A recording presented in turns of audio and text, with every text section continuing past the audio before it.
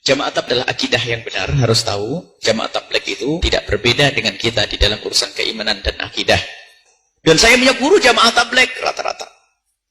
Tapi ada sisi lain, lihat ada orang menganggap picik kepada jamaah tabligh itu salah. Memang ada satu kemiripan bajunya. Bajunya sunnah, jamaah tabligh berjenggot, itu sunnah. Memang ada orang suka mencaci maki pakai jenggot ya. Hati-hati, jangan dong, dasar jenggot, si celana cingkrang. Hati-hati, celana cingkrang itu yang benar. Jadi termasuk jamaah tabligh memang termasuk berusaha untuk mengamalkan sunnah Nabi, termasuk dari syakal bentuknya. Mereka pakai imamah, bagus. Kemudian dia ini, dan berani mereka itu, lihat. Kemana-mana nggak ngerepoti orang, nggak pernah tanya berani bayar berapa ke saya. Ada orang salah paham, kita pernah suruh membantu ngusir. Kenapa?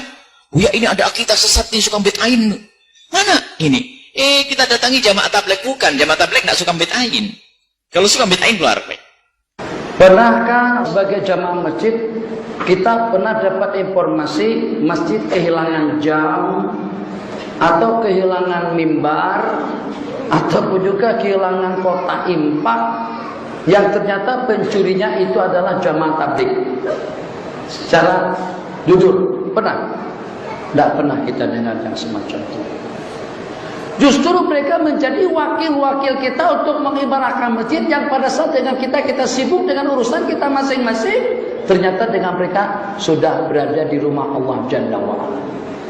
Mereka sudah menjadi wakil kepada kita untuk mengimarahkan rumah Allah Jalla wa'ala. Tidak dijemput, tidak diundang, tidak dibayar. Ternyata dengan kehadiran daripada mereka, secara tidak langsung kita terutang jasa dengan mereka-mereka. Kenapa? Sebab mereka yang turun ke dusun-dusun, mereka yang berkempen atau yang berdakwah kepada orang-orang di pelosok, di pedalaman. Tutu guru tidak ada.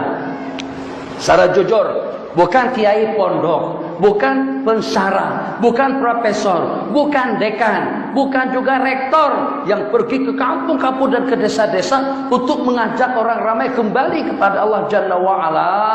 Itu dalam berapa banyak markas-markas Islam yang ada di negara Eropa atau di Eropa. Daripada gereja menjadi kepada masjid, usaha dakwah daripada jamaah tabligh. Daripada kafir, samsing, ini dengan tatunya di sini, ternyata menjadi orang yang dekat kepada Allah Jalla wa'ala. Bahkan dengan keyakinan yang sulit untuk kita menjadi tandingannya. Berpuluh-puluh tahun kita sembahyang, tapi keyakinan kita masih belum mantap. Baru sebulan dia masuk tabligh, Masya Allah tabarakallah, sudah boleh merintih-rintih di hadapan Allah.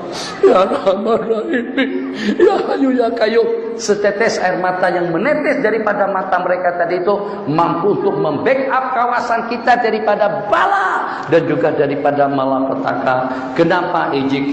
Kenapa masjid? Kenapa surau bersikap seperti itu dengan mereka? Mereka tidak meminta duit kita, tidak meminta kekayaan kita, tidak meminta dihormati, hanya ingin membanyakkan pahala kita pada waktu kita berjamaah, hanya ingin membanyakkan jamaah kita di waktu kita sembahyang. Setahu saya teman-teman di jamaah tabligh itu tidak memiliki kekeliruan yang signifikan.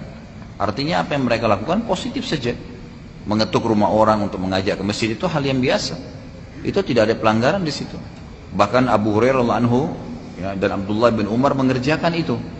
Ada sahabat yang mengerjakan itu. Mereka kalau jauh sebelum waktu sholat, mereka memang keliling rumah-rumah kerabatnya, dipanggil-panggilin sholat sampai ke masjid sudah azan, gitu kan?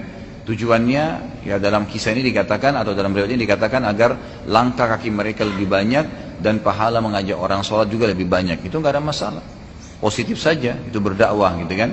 Satu sisi itu masih positif. Kemudian mengajak orang ke masjid, berkumpul, menghadiri pengajian, itu juga masih positif, halakal ilm, gitu kan? Kemudian juga keluar berdakwah di jalan Allah Subhanahu wa taala. Kalau niatnya berdakwah, itu juga masih hal-hal yang biasa saja. Allah Subhanahu wa taala memang menyuruh kita menyampaikan dakwah ini.